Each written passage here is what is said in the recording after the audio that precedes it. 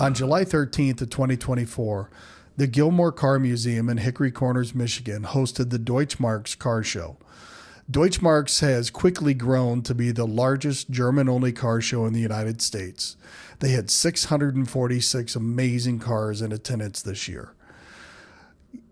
The grounds of this facility are fantastic, and with that many amazing cars, it made it a little bit difficult to spend too much time with any specific one if you wanted to get around and see everything.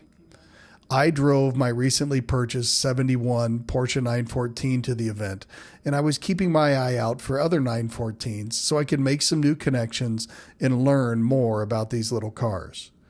Not long after my arrival, I met Bill and Marcia, the owners of a really neat 1974 914-6 conversion. Bill has owned this car for 40 years, and he did the six-cylinder conversion himself, even though he claims he's not a mechanic and that he doesn't have many tools. That statement piqued my interest, and we set up a time for me to visit him and learn more about the car, his ownership of the car, and that conversion. We're going to do here. So, first of all, that's Bill. Hi. Howdy. You've owned this car for how long? So I first drove this car in 1978. I bought it from the owner, who was a good friend of mine, in 1984. So I've had this car for, 40 years. A long time. And one of the things that I thought was so cool about it is you've obviously made it into a track car, autocross car, and it's a conversion. So you've done the six-cylinder conversion, and you did that yourself. I know a lot of people want the six-cylinder version and want to do it themselves, but are probably pretty intimidated by it. But as you told me at lunch, you're not a mechanic, you don't have a lot of tools, but you did it. And how was that experience overall? So when I first started driving this car, it handled great, but it didn't have a huge amount of power. And I started looking at the car, the history of the car, the 914, and it was a joint venture between Volkswagen and Porsche, and they sold it with either the Volkswagen 4 or the 911 engine in a 914-6 version. And I learned that it was a relatively easy conversion because the car was designed around both motors, the 911 motor in a 6 and the Volkswagen 4. And so in 1993, I started converting it. And at this point, it's about as close as I could get to an original 914-6, even though it's a conversion. I used as many original 914-6 parts as possible. The big one being the carburetor setup. It's got a Weber carburetor setup and has the original dry sump oil tank setup and all the plumbing. So that part is, the biggest part of it. It's all original.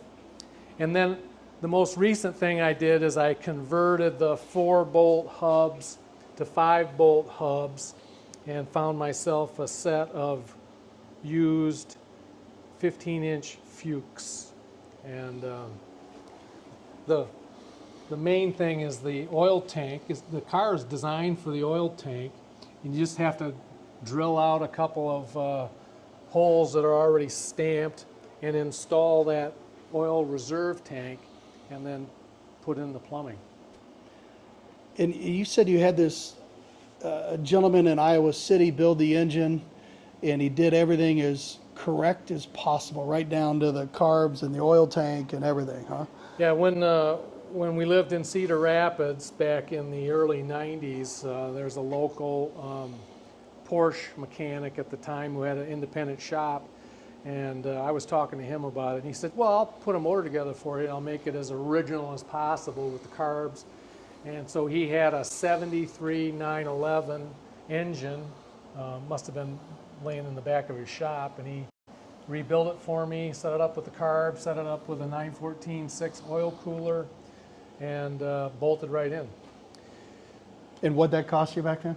$3,400 for the engine, complete with the oil cooler and the carburetors Yeah, but that was what, 30 Yeah, you years probably ago. can't buy the oil cooler in the carburetors No. today for that much money. How cool. Like I said, it's as close as I could get to an original 914.6. The people that know these cars know the little differences, but it's about as close as you can get. Back when I started looking at this, there were just a handful of vendors that sold parts, provided advice, and the brochure that George Hussey, known as Dr. 914 down in Atlanta, Georgia, put together this little brochure, and I followed it to buy the parts that I needed. I bought a lot of parts from him. He's been real approachable. I've talked to him a couple times on the phone. But one of the big differences is the original sixes had a single mount, engine mount, that was welded to the firewall and then attached to the front of the engine right around where the fan belt is. That varied from the Volkswagen version. The Volkswagen version has a bar and two mounts that are set out to the sides. And that's the way the 911 engines are mounted. In a 911, the engine mount has a bar and it's bolted on the outside. So there's really 4 bolts. There's 2 bolts at the front of the motor and 2 bolts that hold up the back of the transaxle. And Dr. 914 recommended using what they call a quick 6 engine mount. And I found a guy that made one of those. So it bolts the front of the engine to the original 4-cylinder motor mounts. And then the transaxle is the original transaxle. The engine and the old Volkswagen transaxle made up fine. And it has the original engine mounts in the back, since it's a mid-engine with the transaxle coming out back. But what's your, if you look back on your memories of it, what's the number one memory that comes to mind? Well, probably the connection to my best friend growing up. My best friend growing up, we grew up in Grand Rapids, and he ended up living down in Kentucky. And then we both ended up moving to Wisconsin. We both worked in Wisconsin. He bought this car in 1977 down in Kentucky, and I bought it from him in 1983. So it's pretty cool. He's excited about it. He's afraid to drive it, but one of these days I'll get him back up here and he'll drive it. And I guess that's the main thing, is that connection to my best friend. And I would expect that very first time you had it on the track after the conversion, you said he flew up from Florida to... Yeah, in 21, when I got it back together again and I was going to take it to the track for the first track day at Gingerman, I called him and he flew up and we went together, and it was just fun. I bet. How cool. I bought a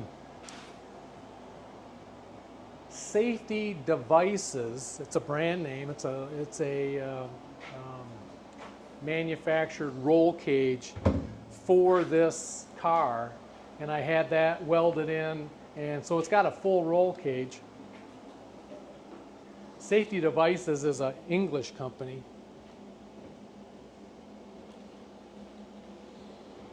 Helps stiffen it up too, huh? Oh yeah. Really nothing up front.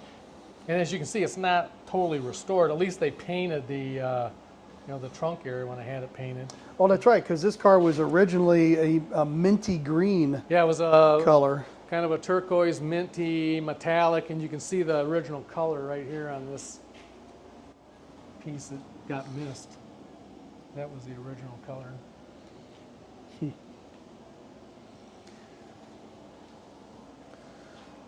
Very, very cool. Any advice for anybody who wants to take on a swap or start doing autocross in one of these things?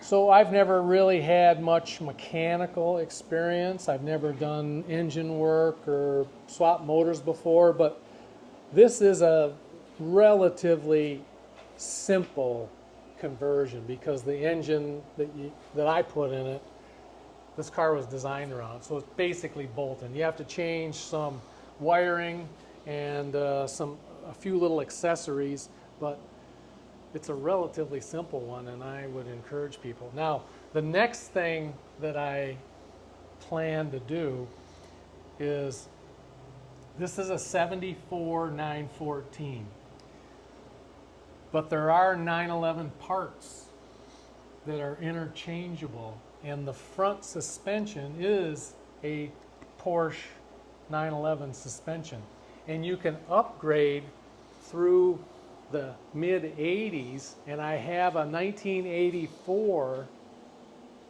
Porsche 911 complete front suspension with the bigger ventilated disc brakes, and I can bolt that in. So that would be the next upgrade, is to go to a 1984 911 Carrera front suspension, complete bolt-in, struts, everything.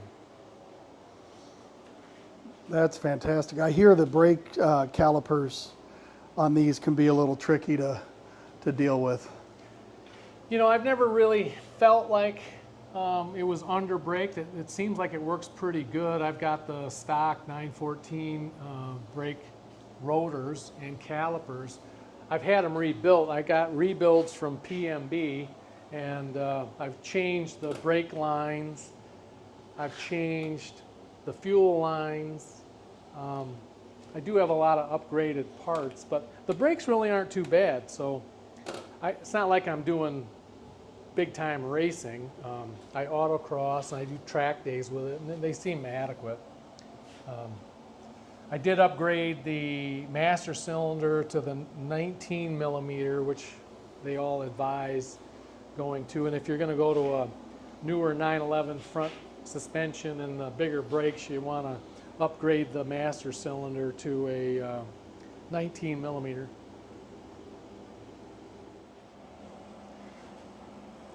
If people have never seen underneath these, it's amazing that you can't see anything. So that's Porsche. You know, a lot of people turn up their nose and don't think that these 914s are real Porsches, but they do have some Porsche parts on them, and this whole front suspension is all Porsche.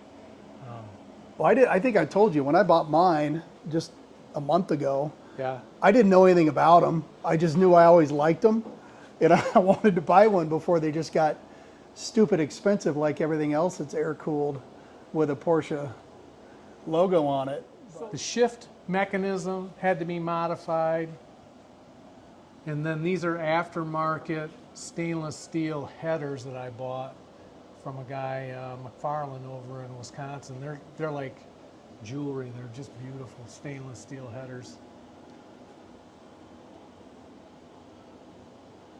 Fuel pump and filter. So it's an aftermarket fuel pump, because this doesn't have fuel injection, has carburetors. You don't need the high pressure. And I replaced the original plastic fuel lines with stainless steel.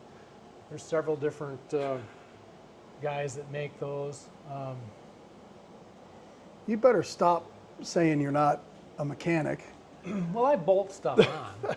Yeah, you read directions well and you can bolt stuff on. I try to follow instructions, and I watch YouTubes on how guys do it. There's a guy, Ian Kerr, that does a lot of how-tos. He takes his 914 apart and rebuilds it and does really nice videos. Yeah, like I said, I haven't even had mine up in the air yet, so this is the first time I think I've ever looked underneath one. So the big difference between this and the 911 is this has a coil spring suspension with a trailing arm, whereas the 911 has a torsion bar, but it just doesn't fit when they've turned this engine around and made it a mid-engine. So I've done a lot of work to it over the years, had it apart a few times. It's not a pristine car, but it's a great handling track car. And not super valuable, but it's a fun car, and the performance is not head and shoulders above what the old 2-liter 4-cylinder was. I think this motor probably has 140 horsepower, but it definitely sounds better. It sounds so much better inside. And it goes fast. It goes fast enough for me. But I can't keep up with people that have 300-400 horsepower.